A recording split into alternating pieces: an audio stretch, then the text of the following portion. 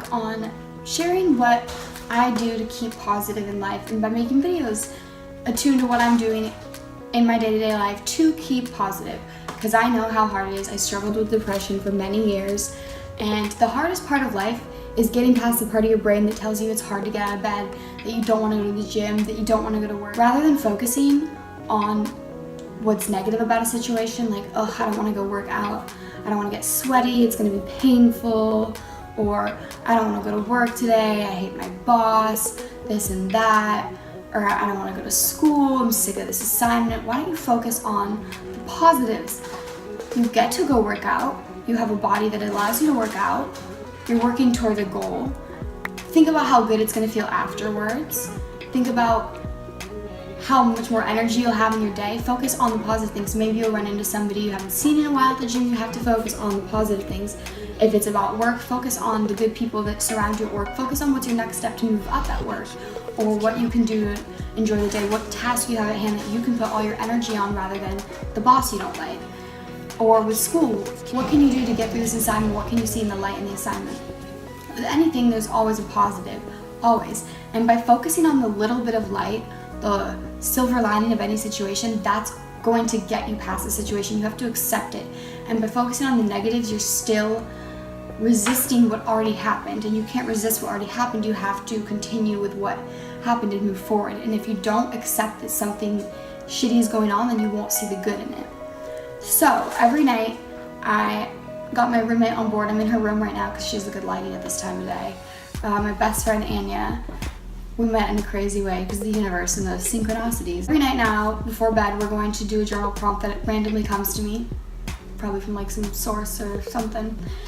I feel like a lot of the messages that I have to give to people aren't coming from me, Rio, they're coming from, I'm just like channeling these messages. So the other night we did 20 lessons that we wish we could have taught our younger selves. And what we found is that we're kind of still working on these lessons, and that our lessons correlated to one another and almost were also advice for each other. Hey, I will be telling 20 lessons that I wish I could teach my younger self. They may help you too. And afterwards, maybe you'll want to write 20 lessons you could teach your younger self. We also found that by doing this, you don't always realize like what you have to be working on within yourself, because you just have so many thoughts coming and going in your mind. But if you actually take the time to sit down and think about things that you've learned and things you still need to work on, and put them on a piece of paper and even read them out loud to yourself or with someone else, you start to realize like, wow, like everybody's a work in progress, and you're constantly, every day that you're still alive is another day to work on yourself and grow and evolve consciously. Well, let me find my page. I almost did this. Number 1, dreams become realities when you believe in them. I'm a living example. I wanted to move to LA my entire life since I was a child. Right when I turned 18 in 2015, it was like April, I came to visit, and then I went back home and I kept saving money at work, and I was planning to come visit in June, and I did that, and I was like, well, I'm not gonna have enough money to move here this summer. I only have $500 saved up. This is gonna be a long one, but it's honestly worth explaining because it's extraordinary. When I lived in Maui, where I'm from, my dad and I went on a trip to Northern California. We met this guy also from Maui. He's like, oh, my girlfriend owns a jewelry line, clothing store. You could totally work there. I ended up meeting her. I got a job there. I worked there for a while, met another girl, Melissa, who worked there. She was from California, Bakersfield. She met her boyfriend in Bakersfield, who was from Hawaii, so they moved back to Hawaii. She worked there. Things were working out with her family. They had to move back home to Bakersfield. So I kept working there, and then I wanted to go visit in the summer. So I stayed at the Best Western on Hollywood, and Melissa, my best friend from Bakersfield, came and visited and stayed with me. She knew a model, her friend from Bakersfield, and I wanted to go to a club, and I was only 18. I'm like, are there 18 clubs? Excuse that wind. She was like, add this guy on Facebook. Added this club promoter on Facebook. He's like, meet outside Warwick right now at this club. We met outside. I had no idea. We went in somehow. He's like, I like you. You're gonna live here. I'm like, what? How? I was sketched out, but I was like, all right, I'm gonna take the opportunity. I lived in a model house where I had to go to the club twice a week, and I got free living.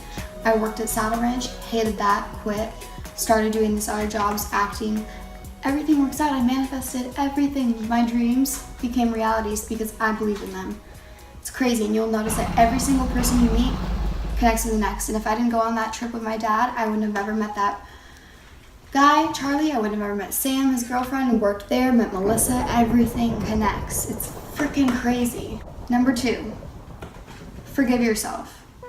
Right now, in this human form, you are literally programmed to make mistakes.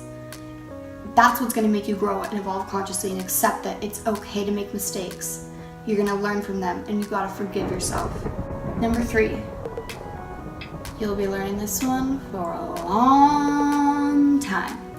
Listen to that intuition.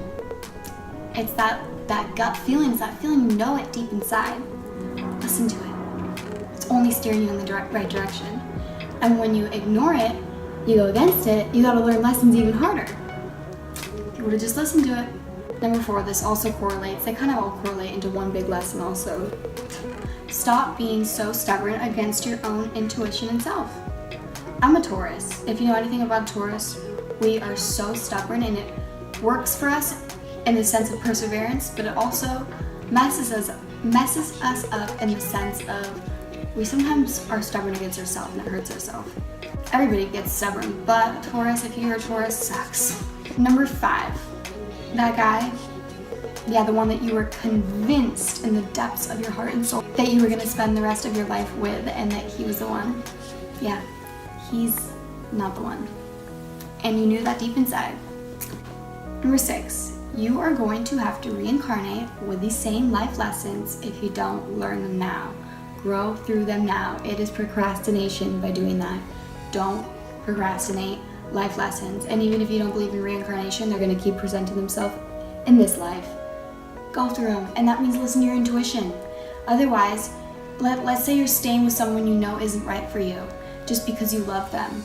Sure, it's okay to love them, but love yourself. And by loving yourself and loving them, you would move away from that relationship. And if you stay in it, then you're gonna freaking have to do it again in another life or later on in life.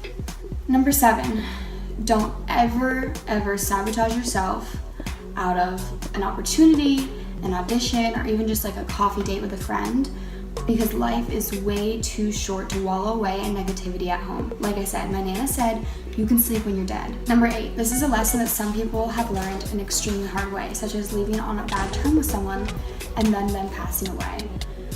Now, that hasn't happened in this life to me, but it's happened in different senses, and that is, don't ever leave on a bad note with somebody because life is too short. Always leave on good terms or say I love you to somebody that you love, because you never know the last time that you're going to see somebody. Number 9, give for no reason at all and give for nothing in return. Just give. This planet needs more of it. And number 10, remember why you're here. You're going to be reminding yourself of this one for the rest of your life. That doesn't necessarily mean why you're living where you're living or anything on the physical plane. It means, why did you come to this planet? Really think about it. We're on a planet rolling around, spinning around in the middle of a universe. We don't know what else is out there. Life is not that big of a deal. It's really so simple. You can make your life whatever you want to make it. You don't have to conform to anything anybody tells you. You can do you. There's always a way to do you if you believe that you can. So remember why you're here. What's your purpose on this planet? What are you here to do? And really think, not just for yourself, but for this planet. This planet, this earth needs to be nurtured for and treated as how we want to be treated. It can't be treated like garbage. You gotta actually take care of this earth because there's people who are gonna be after you. Think about the next generations and not just yourself, and think about the impact that you leave on this earth and other people, and what can you do to make this world, if not a better place, but you help keep it at least where it's at before you leave. Try to think about what you can do to actually help this planet. What can you do to act out of love? Everything comes down to love. How can you live your life coming from a place of love, ultimately beginning in yourself, and then projecting it and reflecting it for other people? Hope this made sense. Hope that this resonated with any of you. I just looked at the clock and it's at 11 minutes.